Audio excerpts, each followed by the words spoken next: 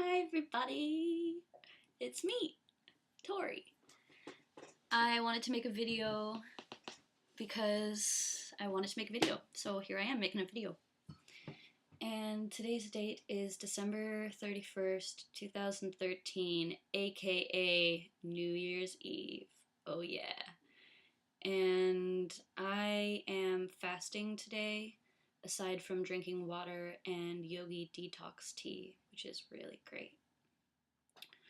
So, for those of you that have been following my travel blog, some of this might be repeated. It's just going to be me rambling, basically, so I'm just going to do it. I'm just going to talk. I am here in this moment, really enjoying the stillness. Danny, the man I'm living with, has gone to the library. He's been going nearly every morning since I've been here because he's writing a book. And it's on primitive skills. It's a guide to living out in the wilderness, making all your own tools, building shelters, and all that stuff. And he's told me that I can, well, I asked, even though he was already thinking it, I can get a copy of his book by going to the print shop and just paying the print fee because he believes in a gifting economy. He won't take money. So I'm going to do that. It's about $8 and I'm going to carry it with me on my travels. We've been working on making arrowheads out of beer bottle bottoms, and the ones that I've made so far were just the first day that I tried. The second day, it was a craft day, so we had a lot of different stuff going on, and I had the flint knapping station set up outside, and after breaking about 4 bottle bottoms, I decided to switch, and we made jojoba necklaces. We use the nuts as beads. I'll show you all these things.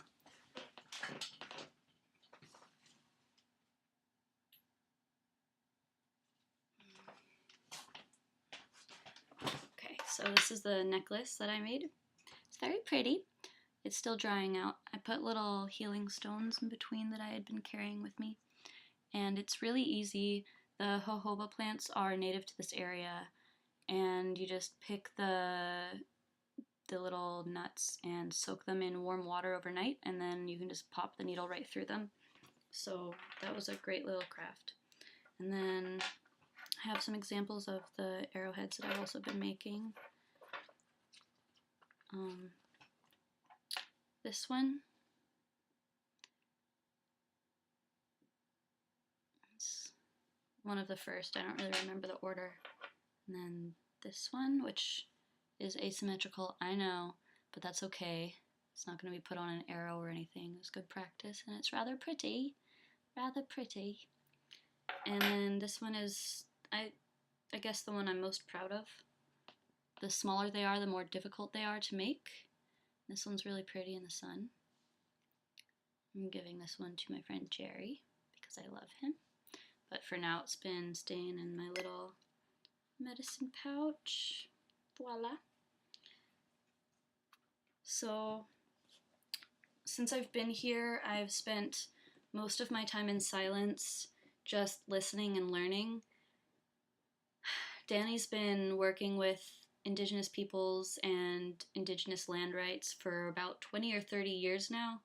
He grew up in the mountains. He's always been into primitive skills, but dove into that more specifically about 30 years ago. So he's basically an expert. I'm living with a man that's experienced in a lot of things that I wish to someday be experienced in.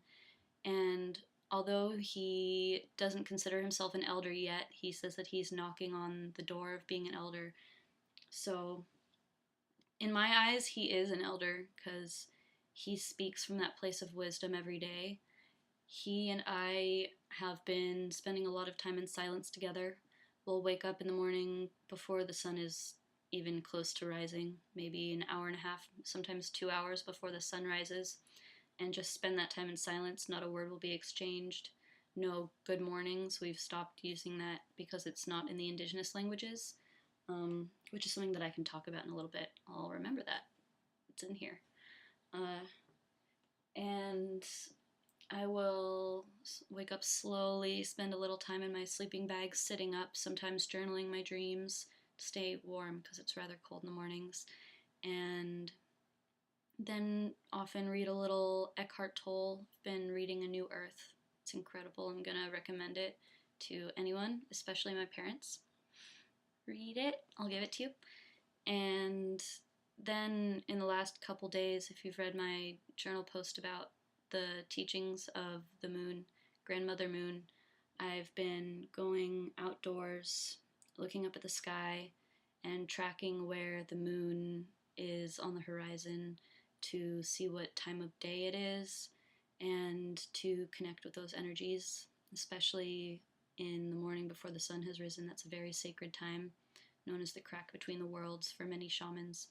So to be connected to that energy now is extremely powerful. And I can't put it into words, and I don't need to, so I won't. Though I feel that the more that I do it and the more consistently that I do it, the more powerful and aligned and in tune with those energies I'll be. So that's our mornings typically. I've been drinking the detox tea instead of the chai, staying away from caffeine, haven't had any coffee, haven't had any sugar until yesterday when I got some ice cream at the market. So that was my only sugar this entire time. We've been eating actually quite a lot of rather greasy food because Danny's really skinny and he needs to put weight on his bones, so in order to stay a healthy weight, he eats a lot of grease and stuff. But I've cut down on that. After about 3 days, I stopped doing that as much, and I've been eating lots of raw bell peppers and salads, just greens with avocado oil and rosemary oil and tamari and fresh squeezed lemon. It's one of my favorite dressings. And I was going to talk about the courtesy words. So this is also on my blog. Maybe I'll just stop saying that and talk. There are a lot of words that aren't in the indigenous languages, not only in the Americas, but worldwide. There are patterns. And I'll specifically talk about the Tohono A'adam or Hiachet A'adam languages, which are the peoples that I've been working with here. And let me move this there. And so I guess I'll start by saying that they don't put words to things that are flowing throughout everything. It eliminates duality. So for example, the word love, the word art, artist, and the word sacred is another one that I found by looking at the dictionary. None of these words exist in the native language. And the way that I first saw it is, why name something that is everything? There's no need. You don't need to spell that out for everyone when it's plain to see. And then Danny put it in a new perspective for me, which is, you're not going to point to this thing and say that it's sacred, and this thing and say that it's sacred, and then point to another thing and say that is not sacred, because nothing is not sacred. So why would you even have that word? It's just something that's put into your worldview, something that you know since birth, that you've been feeling and experiencing firsthand since birth. So the duality is eliminated and the unity steps in. I think that's beautiful.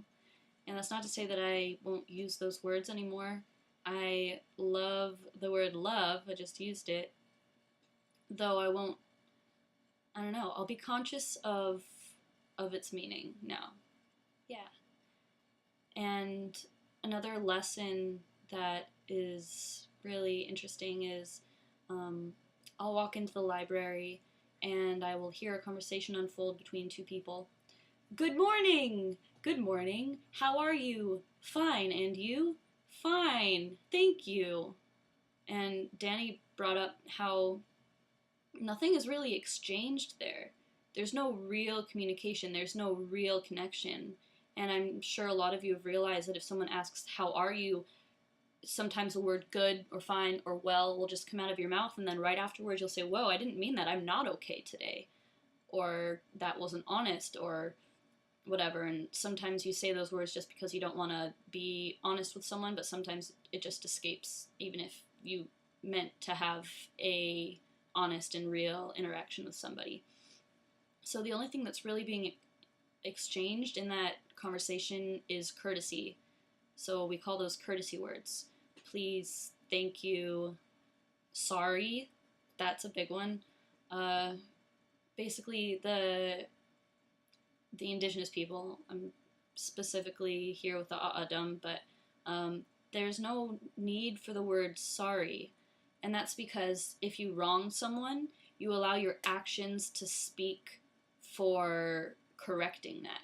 Instead of using your words, instead of apologizing with words, you, I guess, apologize by gifting them something, by showing them with your actions that whatever you did to wrong them will not happen again, showing them how much you appreciate them. And that's another thing about the word thank you, is you're not going to say thank you all the time, especially sometimes it comes out in situations where you don't really mean it, or you don't really need it, or you don't feel that thanks, and it's just a courtesy to be kind, which I'm all for kindness, and I've found myself using these words with people I'm just meeting, even indigenous peoples, just to get off on the right foot, show them that I'm polite and I care. Though Danny and I haven't been using these words, we've been allowing our actions to speak instead of these concepts that sometimes come out of our mouths and our actions don't match.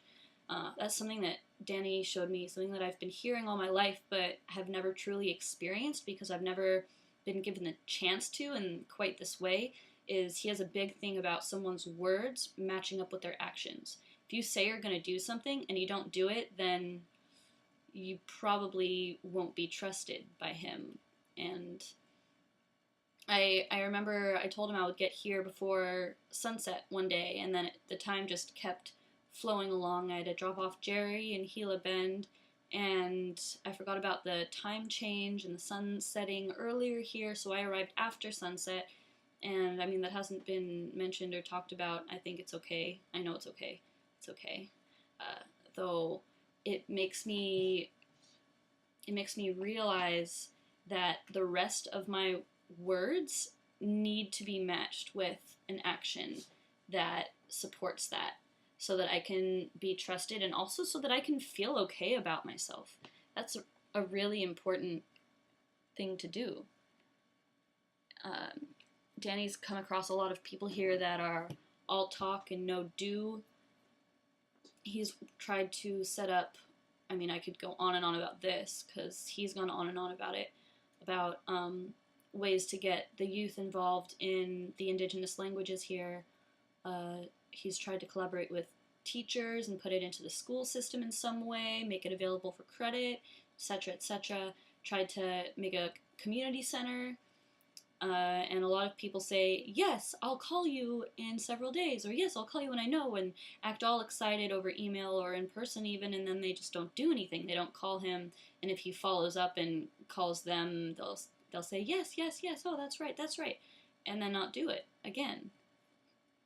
So, I don't know, I think I was already on track with this. I try to be as honest and open and communicative as I can in any instant. Though this added a whole different level to it, my consciousness is expanding so much every day! So much. Through moments of silence, even. I mean, especially for me, it's a time to reflect, to look within myself. Yeah, I don't really know anything else to specifically say. If you're interested in more of my journeys, check out my blog. It's evergrowth.tumblr.com. And I love you! See, I use that word because I mean it. I really do. And it's communicating what I'm feeling for all of you in this moment. Okay, now I'm just playing. Yeah. I love you. Have a beautiful, beautiful day. That's something I can close with, is in the Tohono A'adam language, good morning, our idea of good morning translates to skug sielu, and that means beauty rises from the east, which is basically saying that the sun rises in beauty, but it's calling the sun beautiful. In the indigenous languages, they have words for beautiful, and they don't have a word for good, they have a word for well. And instead of having these opposites like ugly and not good, I mean, well and good are kind of similar in our language, they'll have unwell. So it eliminates a whole other word that's unnecessary to have in our language, and beautiful and then not beautiful. So, I mean, that's still kind of a duality, but it isn't as separatist as our language makes it. So, it is 9:26. I must have been awake for the last 3.5 hours or more. Yeah. So this is still Skug Cielu. I wish you the best on your journeys. And I love you. Again. Bye.